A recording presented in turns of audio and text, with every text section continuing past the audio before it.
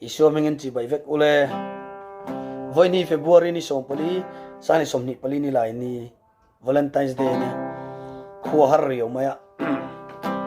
maseka thin lunga fiandel tong traina kan line Calvary mangai na pathian min mangai na Calvary lo lang kha lo theng thar ve na sa chu chu hla in ka siam ta Calvary dar thalang katia chuta chun in enfia fo hingai ni pathian mangai nei set fia non fo lo chuan kan thei him thina ni ti te real ro oma kan nu na hian du kan lo thlan to thina kha thlang non le thin turin isu kan thlan to kha thlan non le thin te ngai ya chu vi day in du saknan zai thiam lo chung chuin a thu zo ki karon sar mon don ani lain Calvary dar thlang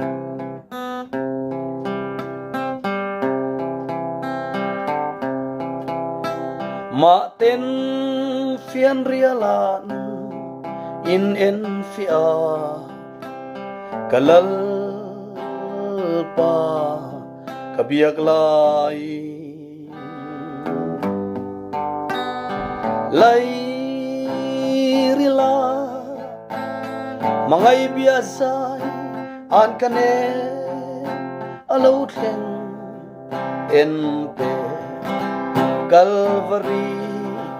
dar thalang ma ahia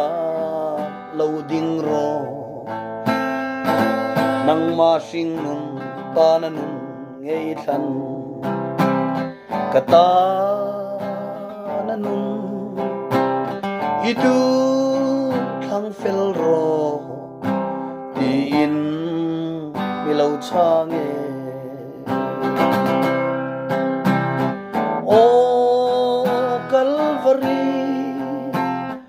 dar thalang ma ngei chuan lung chim te in ka han dinga visual an chia i boral tu an ngai sak chu ke visual ta atuar zo mai lo ni soi tu ka hai chame ka muthiam ta ka sethiam ta isu min ngai dam ro itana nun ka thang zo ke soi tu ka hai chame ka muthiam ta ka sethiam ta isu min ngai dam ro itana nun ka thang zo ke